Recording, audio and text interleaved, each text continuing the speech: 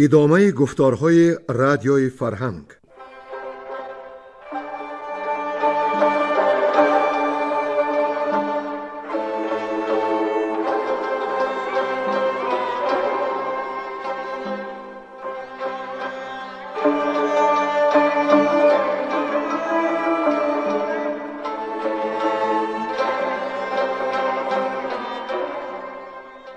بسا رنج بردم در این سال سی، عجم زنده کردم بدین پارسی. بسا رنج بردم در این سال سی، عجم زنده کردم بدین پارسی.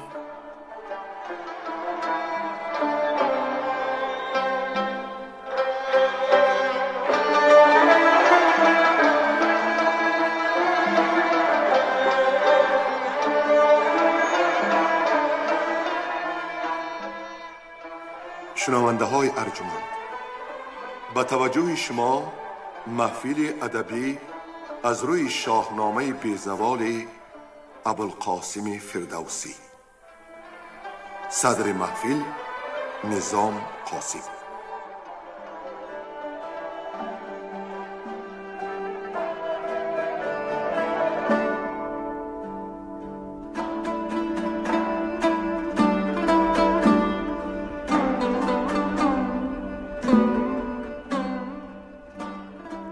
شنونده های عزیز، در گفتار پیشین شنیدند که شاهزاده ایران خسرو پرویز برای مبارزه با بهرام چوبینه بار دیگر از قیصر روم یاری خواست. قیصر ردان و موبدانش را جمع آورد و فرمود با ستاره ها فال زنند که آیا شاهی خسرو دیرپاست و به یاری کردن می ارزد. ستاره شمران گفتند که به زودی خسرو بر تخت می نشیند و پادشاهیش 38 سال دوام می کند. قیصر به خسرو نامه نوشت که آماده است به او لشکر و حتی برای پیوندی بیشتر دختر دهد و در پاداش خواست ایرانیان از کین کهن یاد نکنند و از روم باج نخواهند. در نامه جوابی خسرو پیمان کرد که تا او شاه ایران باشد همه کینه برداشتیم از میان، یکی گشت رومی و ایرانیان. قیصر برای آزمایش فرستاده های خسرو فرمود طلسم به صورت زنی زیبای گریان بسازند. گفت که آن زن دخترش است که پیوسته در ماتم شوهر می گیرد و باشد که ایرانیان چاره‌ساز او را تسکین ببخشند.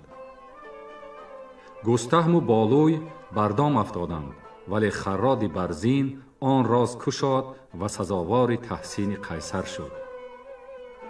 قیصر چندی با او صحبت کرده بر خیردش تن داد و برایش گنج ها فرستاد. اینک ادامه داستان خسرو پرویز را بشنوید. گوینده ها گلرخسار صفی، نظر یزدانی، عبدالرشید خوجمقلوف، صباحت قاسم، حاجی اسماعیل پیر محمد زاده و کمینه.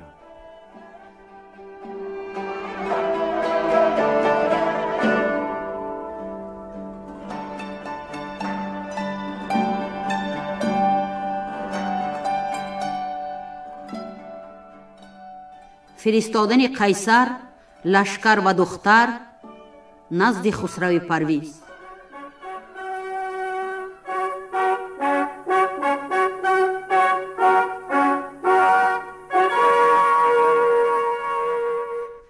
وزان پس چو دانست کآمد سپاه، جهان شد ز گرد سواران سیاه. گزین کرد از آن رومیان 100,000، همان نامدارانی در کارزار. سلیح و درم خواست و اسپان جنگ، سر آمد بدو روزگار درنگ. یکی دخترش بود مریم به نام، خردمند و با رای و با سنگ و کام. بدادش به خسرو به آیین و دین، همی خواست از کردگار آفرین. بپذیرفت دخترش گستهم گورد، به آیین شاهان به خسرو سپرد. وزان پس بیاورد چندان جهیز، کزان کند شد بارگی های تیز. ز زر نو و گوهر شاهوار، ز یاقوت و از جامه زرنگار. ز گستردنی ها و دیبای روم، برو پیکر سرو و سیمینش بوم. همان یاره و طوق با گوشوار، سه تاجی گران مایه گوهر نگار. ایماری بیاراست زرین چهار، جلیلش پر از گوهر شاهوار. 40 مهد دیگر بود از آب نوس، ز گوهر درفشان چو چشم خروس. وزان پس پرستنده ماه و روی، چو 200 برفتند با رنگ و بوی. خردمند و بیدار 300 غلام، بیامد به زرین و سیمین ستام. ز رومی همان نیز خادم 40، پری چهره و شهره و دلگسل. وزان فیلسوفان رومی 4، خردمند و با دانش و نامدار. و دیشان بگفت آنچه بایست گفت، همان نیز با مریم اندر نهفت. از آرام و از کام و بایستگی، هم از بخشش و خورد و شایستگی. چو آن خواسته کرد رومی شمار، فزون بود ز 300 هزاران هزار. فرستاده هر کس که بود بر درش، ز گوهرنگار افسر بر سرش. ورا جامه و اسب و دینار داد، ز شایسته هر چیز بسیار داد. یکی نامه فرمود پس تا دبیر، نویسد هر آنچش بود ناگزیر. چنین گفت کین زیر دستان شاه، سزد گر برآرند گردن به ما. ز گستهم شایسته تر در جهان، نخیزد کسی از کهان و مهان.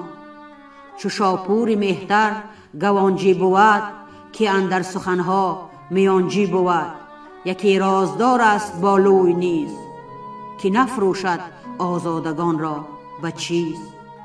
چو خراد برزین نبیند کسی، اگر چند ماند بگیتی بسی.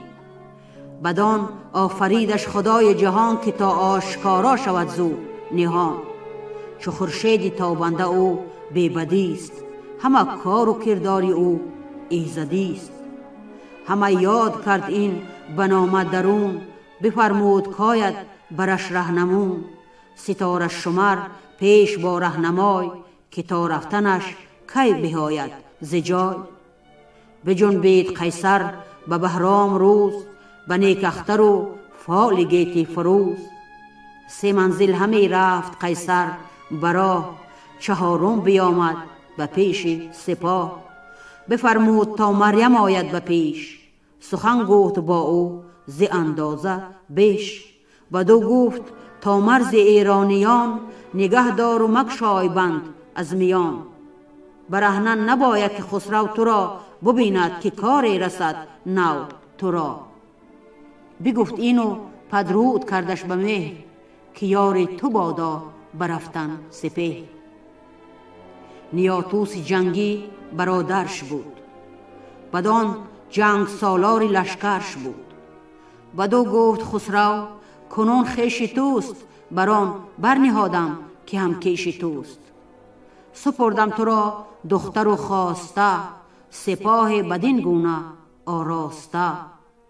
نیاتوس یکسر پذیرفت از اوی، جهاندار گریان بپیچید روی. همی رفت لشکر براهی وریغ، نیاتوس در پیش با گرز و تیغ. چو بشنید خسرو که آمد سپاه، از آن شارسان کرد لشکر براه. چو آمد پدیدار گرد سران، درفش سواران جوشنوران. همی رفت لشکر به کردار ابر، سپاهی همه غرق در خود و کبر. دل خسرو از لشکر نامدار، بخندید چون گل به گاهی بهار. دل روشن راد را تیز کرد، مران باره را پاشنخیز کرد. نیاتوس را دید در بر گرفت، بپرسید و آزادی اندر گرفت. ز قیصر که برداشت زانگونه رنج، ابا رنج و لشکر تهی کرد گنج. وزان روی سوی اماری کشید، به پرده درون روی مردم بدید. بپرسید و بر دست او بوسه داد، ز دیدار آن خوب روح گشت شاد. بیاورد او را به پرده سرای، نهفته یکی ماه را ساخت جای. سخن گفت و بنشست با او 3 روز، چهارم چو بفروخت گیتی فروز. گزیده سرای بیاراستند، نیاتوس را پیش او خواستند. ابا سرگس و کوت جنگی به هم، سران سپه را همه بیش و کم. بدیشان چنین گفت کاکنون سران، کدامند و مردان جنگاوران. کسی کو گراید به گرز و به تیغ، به جنگ اندرون جان ندارد دریغ. اگر شیر پیش آیدش گر پلنگ، از او بر نگردد به هنگام جنگ. نیاتوس بگزید 70 مرد، که آورد گیرند روزی نبرد. که در زیر هر یک برفتی 1000، گزیده سواران خنجرگزار. چو خسرو بدید آن گزیده سپاه، سواران گردن کش و رزمخواه. همه خواند بر کردگار آفرین، که چرخ آفرید و زمان و زمین. همان بر نیاتوس و بر لشکرش، چی بر نامور قیصر و کشورش. بدان مهتران گفت اگر کردگار، مرا یار باشد بدین روزگار. توانایی خیش پیدا کنم، زمین را ز گوهر ثریا کنم. بباشد از این آمدن رامیشی، گزینید گفتار بر خاموشی. نباشد جز اندیشه دوستان، فلک یار و مهری ردان بوستان.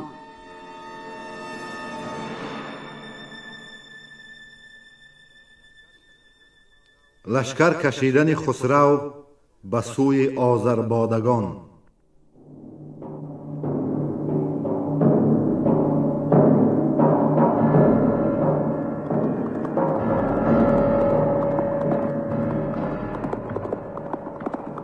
به 7م بیاراست خورشید چهر، سپه را به کردار گردان سپهر.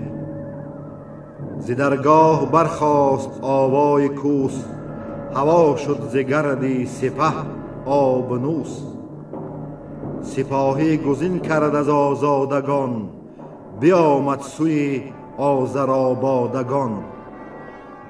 2 هفته برآمد به فرمان شاه، دمادم به لشکرگه آمد سپاه. سراپرده زد شاه بر دشت دوک، سپاه چنان گشن و راه سلوک. نیاتوس را داد لشکر همه، بدو گفت مهتر تویی بر رمه.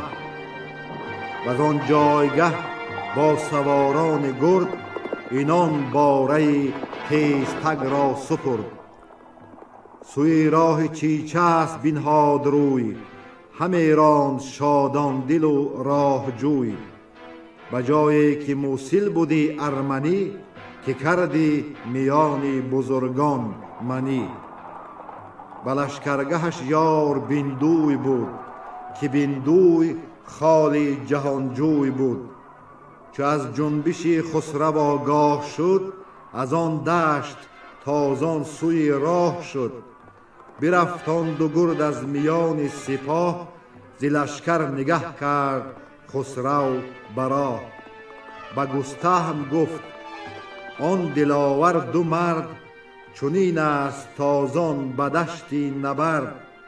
برو سوی ایشان نگر تا کیند، وزین گونه تازان ز بهر چیند.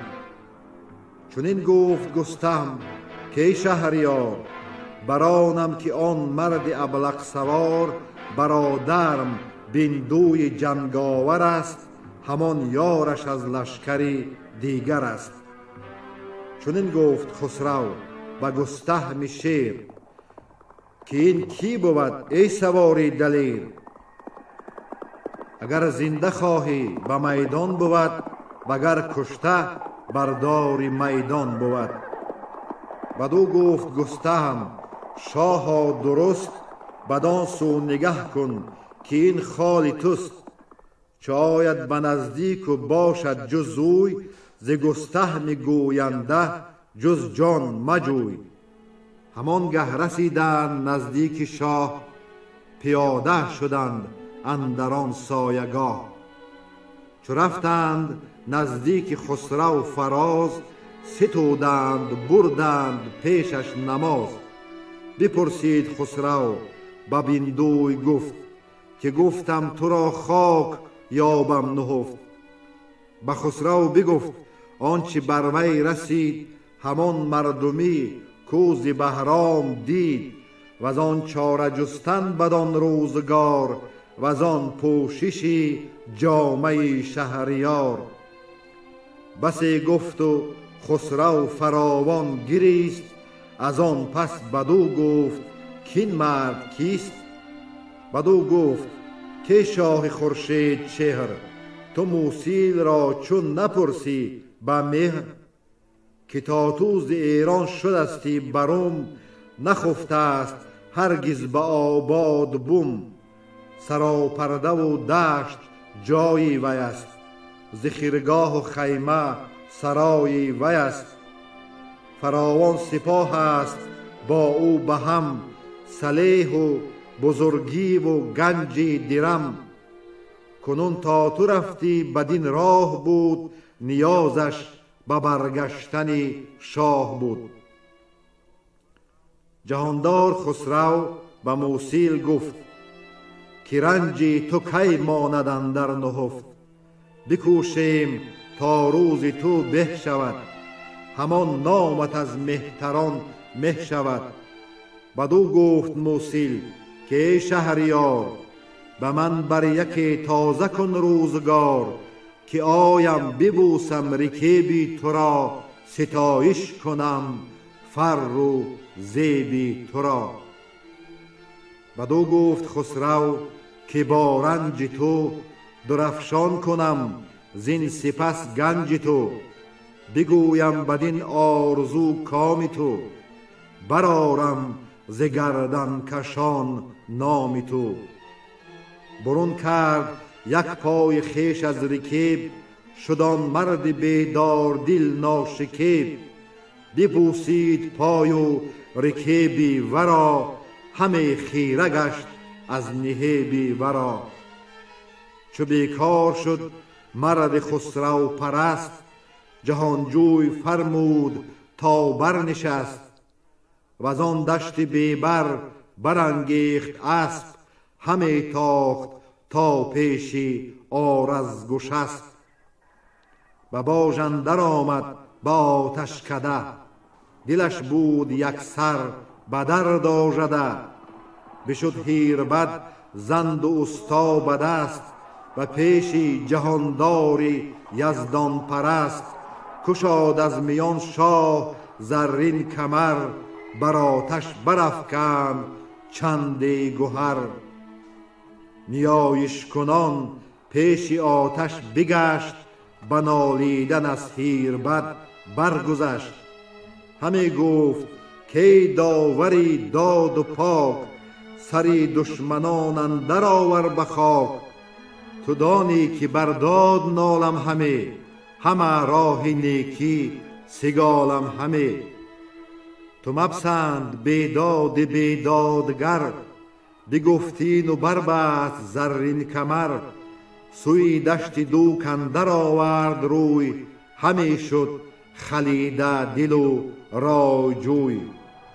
چو آمد به لشکرگه خویش باز، جهان تیره گشت از شبی دیریاز. فرستاد بیدار کارآگهان، که تا باز جویند کار جهان. چو آگاه شد لشکری نیم روز، که آمد ز ره شاه گیتی فروز. همه کوس بستند بر پشت پیل، زمین شد به کردار دریای نیل. از آن آگهی سر به سر نو شدند، به یاری به نزدیک خسرو شدند.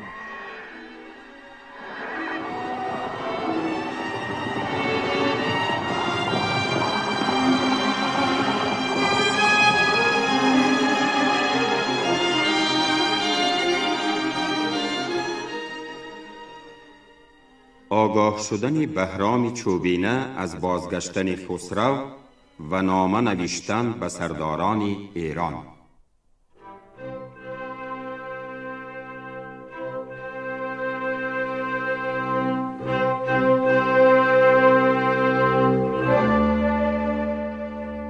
چو آمد به بهرام از آن آگهی که تازه شدان فر شاهنشهی، همان گه ز لشکر یکی نامجوی نگه کرد با دانش و آبروی.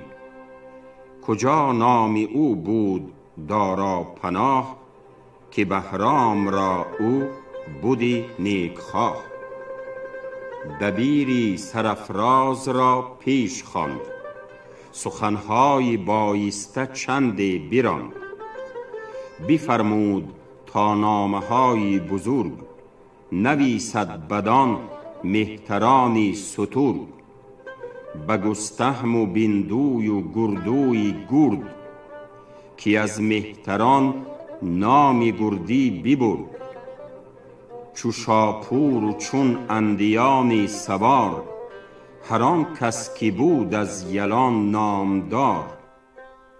سری نامه گفت از جهان آفرین، همی خوانم اندر نهان آفرین. که بیدار گردید یکسر ز خواب، مگیرید بر بد بدین سان شتاب. که تا در جهان تخم ساسانیان، پدید آمدن در میان و کران.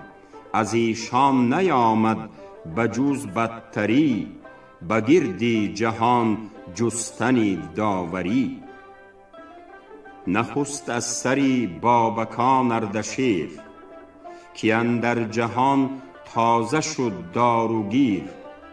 زمانه ز شمشیر او تیره گشت، سری نامداران همه خیره گشت. نخستین سخن گویم از اردوان، وزان نامداران روشن روان. که از نامشان گشت گیتی تهی، پر از درد شد جایگاهی مهی. شنیدی همانا که بر سوفرای، چی آمد ز پیروزی ناپاک رای. رها کرد از بند پای قباد، وزان مهتران داد او را بداد. قبادی بداندیش نیرو گرفت، هنرها بشست از دل آهو گرفت. چنان یاوری نیک دل را بکشت، برو شد دلی نامداران درشت. کسی کو نشاید به پیوند خویش، هوا برگزیند ز فرزند خویش. به بیگانگان هم نشاید به نیز، نجوید کسی عاج در چوب شیز. به ساسانیان تا مدارید امید، مجویید یاقوت از سرخ بید. چو این نامه آرند نزد شما، که فرخنده باد اورمزد شما. به نزدیک من جایتان روشن است، برو آستین هم ز پیراهن است. به یک جایتان باشد آرام و خواب، اگر تیره شب گر بلند آفتاب. چو آیید یکسر به نزدیک من، شود روشن این جان تاریک من. نیندیشم از روم و از شاهشان، به پای اندر آرم سر و گاهشان. نهادند بر نامه ها مهر اوی، بیامد فرستاده چارجوی، به کرداری بازارگانان برفت. به درگاه خسرو گرایید تفت. یکی کاروان ز هر گونه چیز، ابا نامه ها هدیه ها داشت نیز. بدیدان بزرگی و چندان سپاه، که گفتی مگر بر زمین نیست راه. چونین گفت با خویشتن مردی پیر، که کاری به پیش آمدم ناگزیر. بدین فر و اورنگ این شهریار، که خواهد ز بهرام یل زینهار. یکی مردی بی دشمنم پارسی، همان بار دارم شتروار سی. چرا خویشتن کرد باید هلاک، بلندی پدیدار گشت از مغاک. شبم نامه ها نزد خسرو برم، به نزدیک او هدیه نو برم.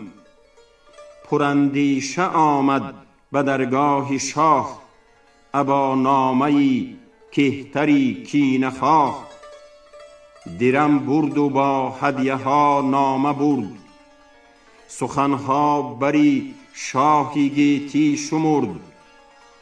جهاندار چون نامه ها را بخواند، مرو را به کرسی زرین نشاند.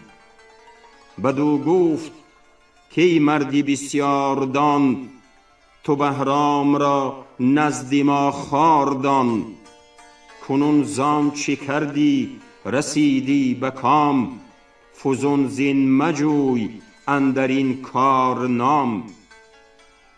بفرمود تا پیش او شد دبیر، مران پاسخی نامه ها ناگزیر.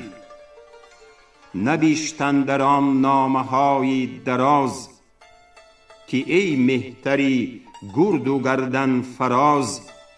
همه نامه های تو برخواندیم، فرستاده را پیش بنشاندیم.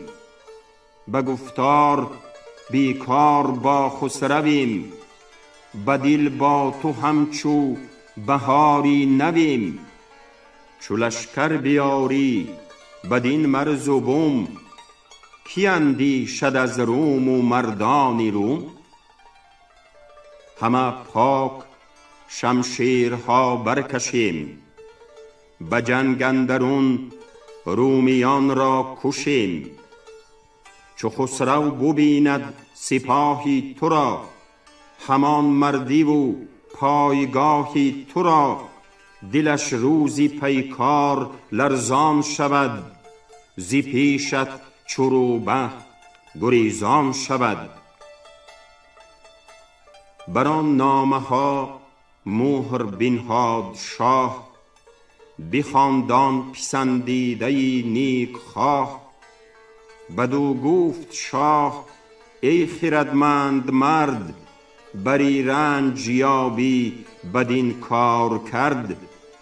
مرو را گهر داد و دینار داد، گران مایه یاقوت بسیار داد. بدو گفت کین نزدی چوبی نبر، تنی ناسزا مرد بی سر شمر. چو روشن بود بختی گردن فراز، تو را دارم اندر جهان بی نیاز. برفت از دری شاه دارا پناه، به کرداری با اندر آمد ز راه. همه نامه ها پیش چوبی نبرد، سخنهای شیرین برو برشمرد.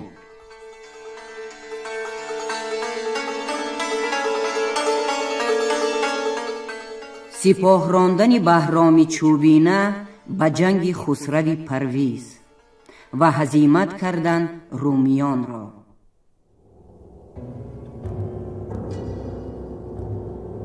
چو مردی جهانجوی نامه بخواند، هوا را بخواند و خرد را براند.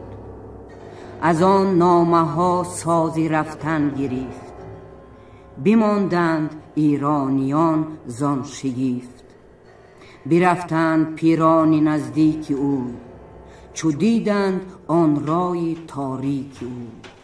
همی گفت هر کس از ایدر مرو، چو رفتی کهن گردد این روز نو.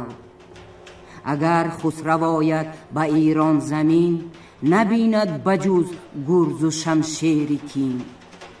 بر این تخت شاهی مخور زینهار، همی خیره بفریبدت روزگار. نیامد سخنها بر او کارگر، بفرمود تا رفت لشکر بدر. بونه برنهاد و سپه برنشاند، بزد کوس و از شهر لشکر براند. همی تاخت تا آذر آبادگان، سپاه دلاور از آزادگان. سپاه اندر آمد به تنگی سپاه، ببستند بر مور و بر پشه را. چنین گفت پس مهتری کینه خواه، که من کرد خواهم به لشکر نگاه. ببینم که رومی سواران کیند، سپاهی کدامند و گردان کیند. همان برنشستند گردان به اسب، یلان سینه و مهتر زد گشسب. به دیدار آن لشکری کینه خواه، گرانمایگان برگرفتند راه. چو لشکر بدیدند باز آمدند، به نزدیک مهتر فراز آمدند. که این بیکرانه یکی لشکر است، از اندیشه ما همی برتر است. و از آن روی رومی سواران شاه، برفتند پویان بدان بارگاه. ببستند بر پیش خسرو میان، که ما جنگ جوییم از ایرانیان. بران کار هم داستان گشت شاه، کجا آرزو خواست رومی سپاه.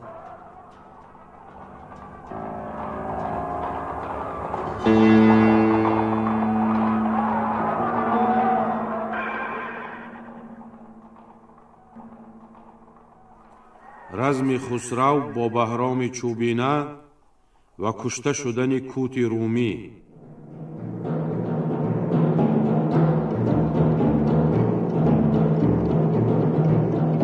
چو خورشید برزد سر از تیره کوه، خروش برآمد ز هر دو گروه. که گفتی زمین گشت گردان سپهر، گر از تیغها تیره شد روی مهر. از آواز اسپان و بانگ سپاه، بیابان همه جست بر کوه راه. چو بهرام جنگی بدان بنگرید، یکی خنجری آبگون برکشید.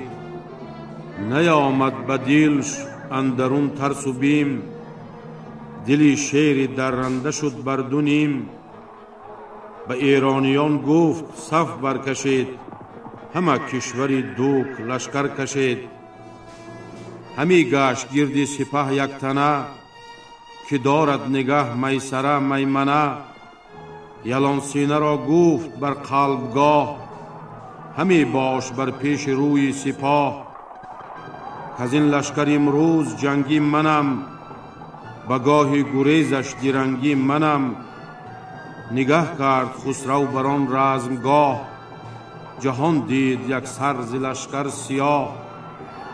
رخی شید تابان چو کامی هزبر، همه تیغ بارید گفتی ز ابر.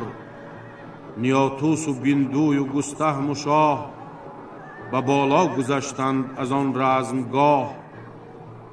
نشستند بر کوه دوک آن سران، نهاده دو دیده به فرمان بران.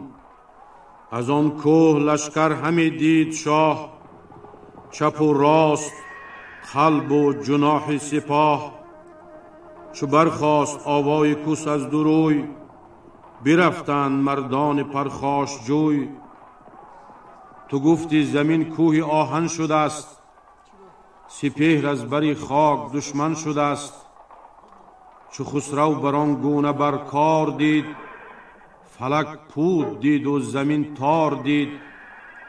و یزدان همی گفت بر پهلوی، که از برتران پاک برتر توی. که برگردد از رزم امروز شاد، کی داند چنین جز توی پاک زاد. که را بخت خواهد شدن کند رو، سری نیزه او شود خار و خو. دل و جان خسرو پرندیشه بود، جهان پیش چشمش یکی بیشه بود. چو بگسیست کوت از میان سپاه، از آهن به کردار کوه سیاه. بیامد دمان از میان گروه، چو نزدیکتر شد بدان برز کوه. به خسرو چنین گفت کی سرفراز، نگه کن که آن بنده دیوساز. که با او به ایران برآمیختی، چونو کامران شد تو بگریختی. ببین از چپ لشکر و دست راست، که تا از میان بزرگان گجاست. کنون تا بیاموزمش کارزار، ببیند دل و زور مردان کار. چو بشنید خسرو ز کوت این سخن، دلش گشت پر درد رزم کهن. که او گفت از بنده بگریختی، سلاح سواران فرو ریختی. و رازان سخن هیچ پاسخ نداد، دلش گشت پر خون و لب پر ز باد. چنین گفت پس کوت را شهریار، که رو پیش آن مرد ابلق سوار. چو بیند تو را پیشت آید به جنگ، تو مگریز تا لب نخواهی ز ننگ. چو بشنید کوت این سخن بازگشت، چنان شد که با باد هم بازگشت. همی رفت جوشان و نیزه به دست، به آوردگه رفت چون پیل مست. یلان سینه بهرام را بانگ کرد، که بیدار باش ای سوار نبرد. که آمد یکی دیو چون پیلی مست، کمند به فتراک و نیزه به دست. چو بهرام بشنید تیغ از نیام، برآهیخت چون باد و برگفت نام. چو خسرو چنین دید بر پای خواست، از آن کوه سر برآورد راست. نهاده به کوت و به بهرام چشم، دو دیده پر از آب و دل پر ز خشم. چو رومی به نیزه در آمد ز جای، جهان جوی بر جای بفشرد پای. چو نیزه نیامد برو کارگر، بروی اندر آورد جنگی سپر. یکی تیغ زد بر سر و گردنش، که تا سینه ببرید تیره تنش. چو آواز تیغش به خسرو رسید، بخندید کان زخم بهرام دید. نیاتوس جنگی بخوابید چشم، از آن خنده خسرو آمد به خشم. و خسرو چنین گفت که نامدار، نه نیکو بود خنده در کارزار. تو را نیست از رزم جز کیمیا، دلت خفته بینم به کین نیا. چو کوت هزاره به ایران و روم، نبینند هرگز به آباد بوم. بخندی همه زان که او کشته شد، چنان دان که بختی تو برگشته شد. بدو گفت خسرو من از کشتنش، نخندم همه و از بریده تنش. چنان دان که هر کس که دارد فسوس، همو یابد از چرخ گردنده کوس. مرا گفت که از بنده بگریختی، نبودت هنر تا نیاویختی. از آن بنده بگریختن نیست ننگ، که زخمش بدین سان بود روز جنگ. از آن روی بهرام آواز داد، که این نامداران فرخ نژاد. یلان سینه و رام و ایزد گوش است، مرین کشته را بست باید برست. فرستید از ایدر به لشکرگهش، بدان تا بدیده ببیند شغش. تن کوت را زود بر پشت زین، به تنگی ببستند مردان کین. دوان اسب با مرد گردن فراز، همی شد به لشکرگهی خویش باز.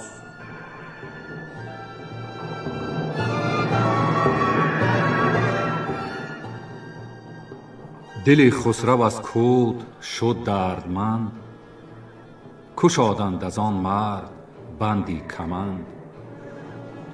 بدان خستگیش اندر آگند مشک، بفرمود پس تاش کردند خشک. به کرباس در دوختش همچنان، زره در بر و تنگ بسته میان. به نزدیک قیصر فرستاد باز، که شمشیر این بنده دیو ساز. بر این گونه بورد همه روز جنگ، اگر زو هزیمت شدن نیست ننگ. همه رومیان دل شکسته شدند، به دل پاک به جنگ خسته شدند. همه ریخت بیطریق رومی سیرشک، همه رخ پر از آب و دل پر ز رشک. بیامد ز گردن کشان 10,000، همه جاسلیقان گرد و سوار. یکی حمله بردند از آن سان که کوه، بدرید از آواز رومی گروه. چکاچاک برخاست بانگ سران، همان زخم شمشیر و گرزی گران. تو گفتی که دریا بجوشد همه، سپهر روان برخروشد همه.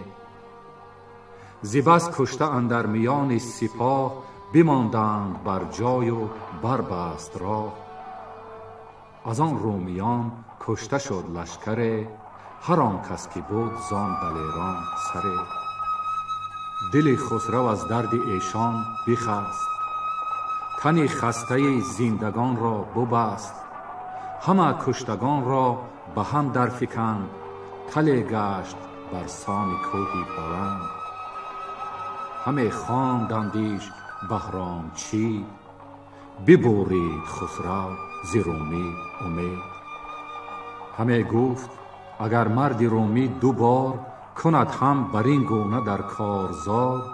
جهان را تو به لشکر روم دان، همان تیغ پولادشان موم دان. به سرگیس چنین گفت پس شهریار، که فردا مبر جنگیان را بکار.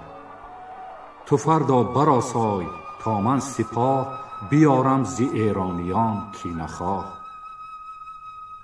به ایرانیان گفت فردا به جنگ، شما را بباید شدن بیدرنگ. همه ویژه گفتند کیدون کنیم، که کوه و بیابان پر از خون کنیم.